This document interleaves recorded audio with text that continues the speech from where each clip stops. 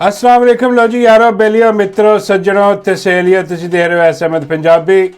लो जी अज फिर डीजे आए इस प्यार आया है, अज फिर डीजे मेरा यार आया है, झूठां दी पंड अपने नाल लियाया है। हाय हाय हाय लो जी अज फिर आया जे दुनिया जहान दा झूठा ते पंड चुकी झूठां दी लैके आया ते गठ खोली लिया के प्रैस कानफ्रेंस दे विच सारिਆਂ ਦੇ सामने ते एक तो एक वध झूठ विचों कढ कढ के दिखाई जावे बोली जावे।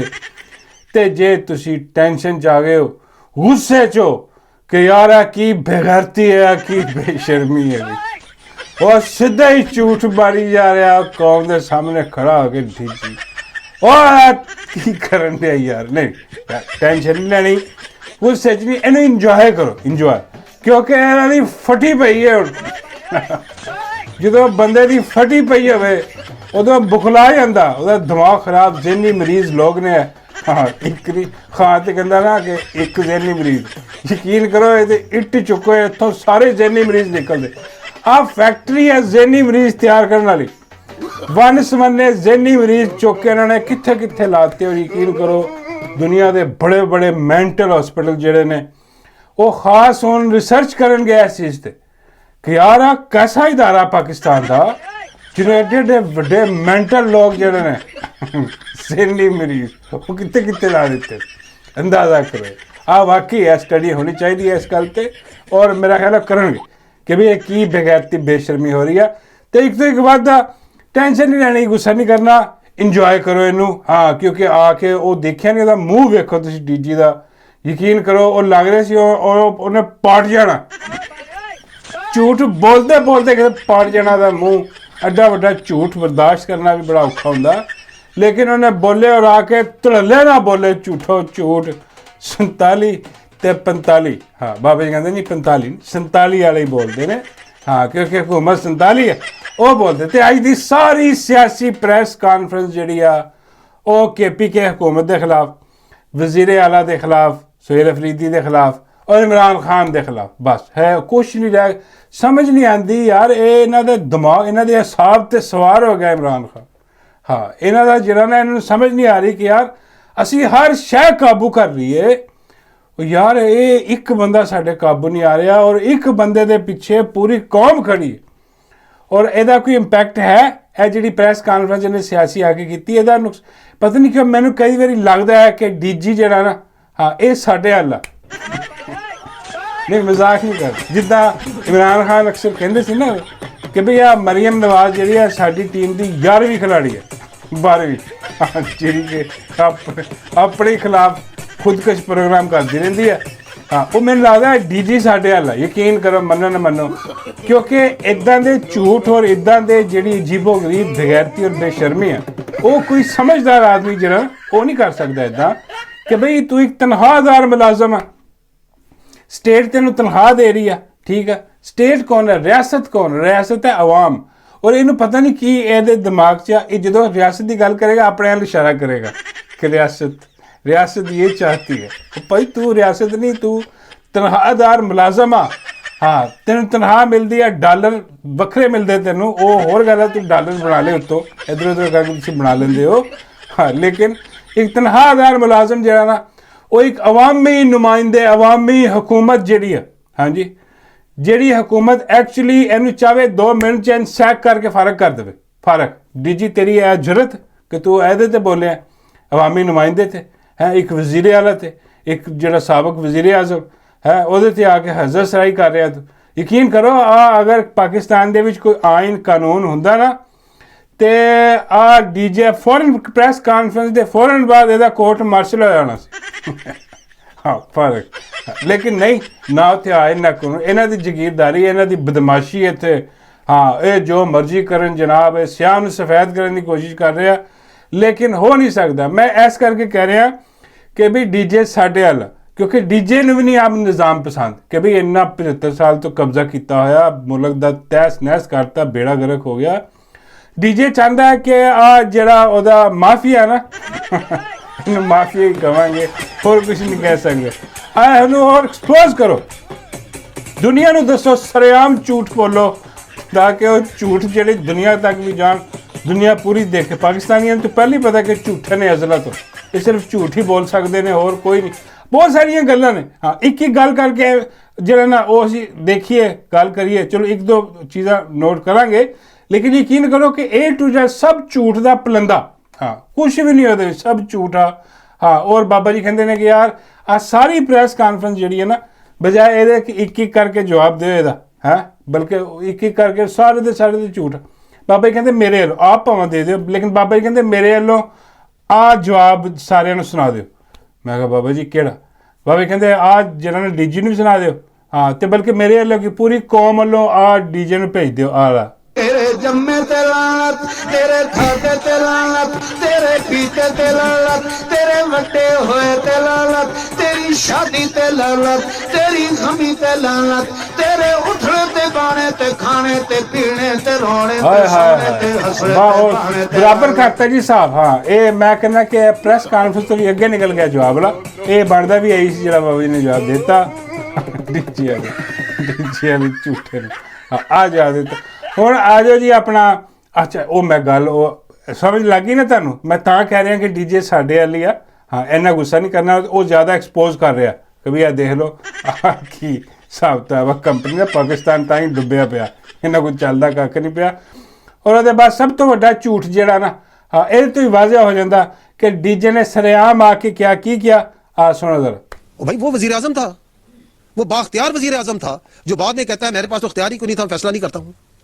वो इतना बाख्तियार वजीर आजम था कि उस वक्त तो वो कौम के जो आपका आर्मी चीफ है उसको कौम का बाप भी डिक्लेयर कर दिया था उन्होंने। ये काम तो किसी इतना इख्तियार तो किसी वजीर आजम के पास नहीं था आज तक 1947 से कि वो किसी आर्मी चीफ को कौम का बाप डिक्लेयर कर दे। हमें तो ये पता है कि कौम का एक ही बाप है कायद-ए-आज़म मोहम्मद अली जिन्ना, वो अजीम शख्सियत जिसने ये मुल्क बनाया, और कौम का एक ही शायर है हकीमुल उम्मत अल्लामा इकबाल। हम तो उसको पढ़ के आए थे, ये एक नया कौम का बाप लेके आ गए थे। ਬੱਲੇ ਤੇਰੇ ਬਈ, ਇਤਨਾ ਬਾਖਤਿਆਰ ਵਜ਼ੀਰ ਆਜ਼ਮ ਸੀ ਇਮਰਾਨ ਖਾਨ ਦੀ ਗੱਲ ਕਰ ਰਿਹਾ ਕਿ ਵੀ ਉਹਨੇ ਇੱਕ ਆਰਮੀ ਚੀਫ ਨੂੰ ਕੌਮ ਦਾ ਬਾਪ ਡਿਕਲੇਅਰ ਕਰ ਦਿੱਤਾ। ਔਰ ਸ਼ਰਮ ਆਉਣੀ ਚਾਹੀਦੀ ਹੈ ਡੀਜੇ ਨੂੰ, ਇਤਨਾ ਵੱਡਾ ਝੂਠ। ਲੋ ਜੀ, ਕਦੀ ਇਮਰਾਨ ਖਾਨ ਨੇ ਇਹੋ ਜਿਹੀ ਗੱਲ ਕੀਤੀ ਹੋਏ?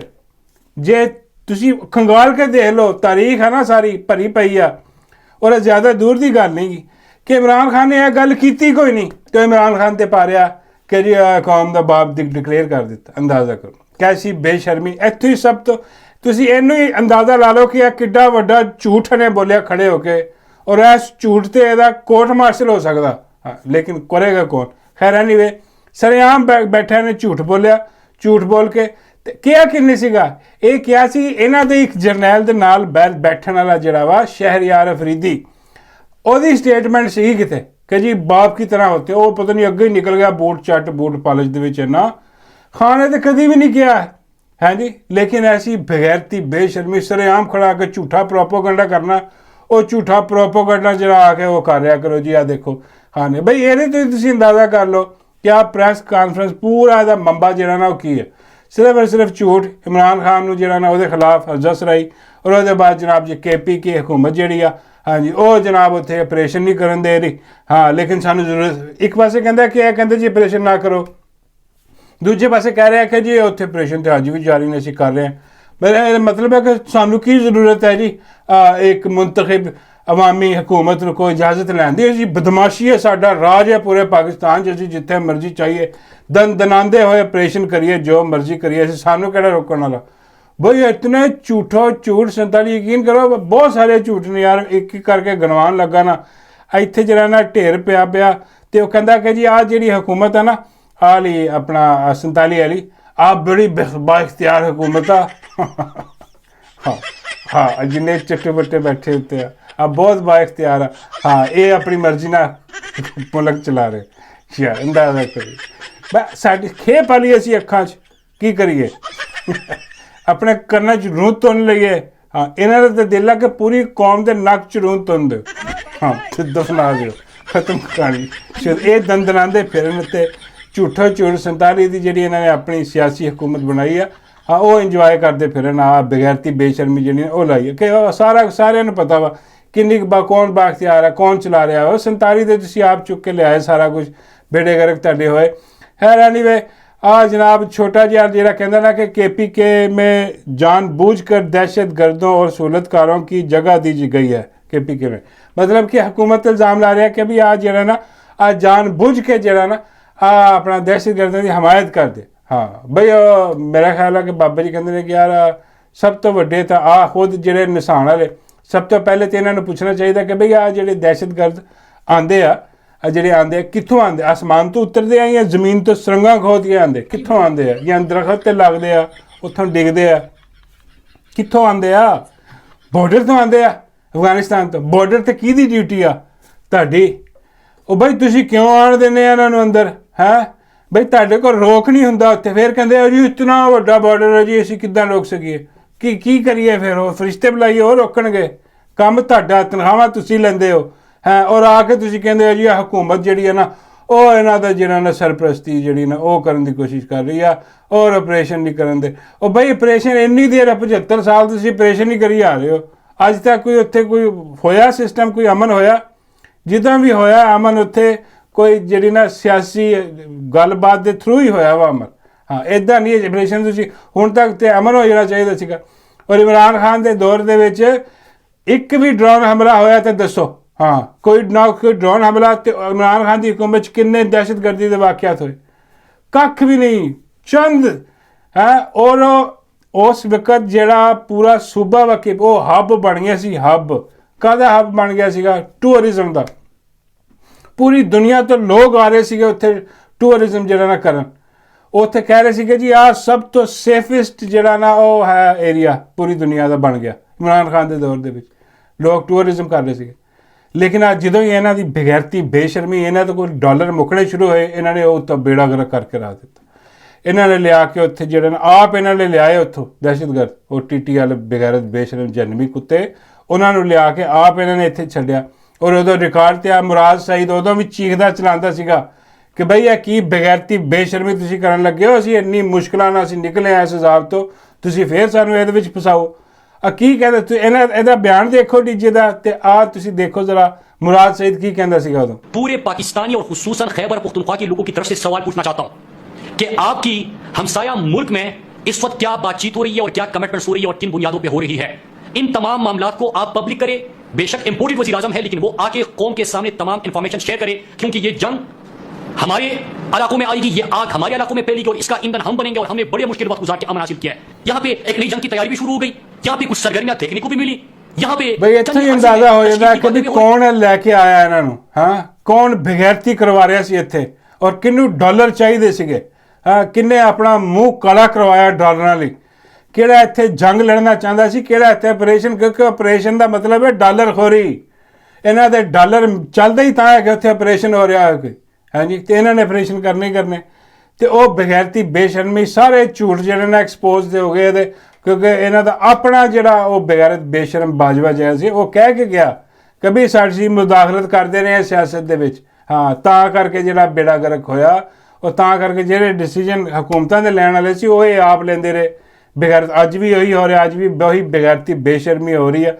हाँ और उसके बाद जनाब आ कहंदा वा जी कि जी इमरान खान की ट्वीट चलाती, अंदाज़ा करो इमरान खान की ट्वीट चलाती, तमस्खर उड़ाया और नाले कहंदा जी कि अपना TTP इन पर क्यों नहीं हमले करती।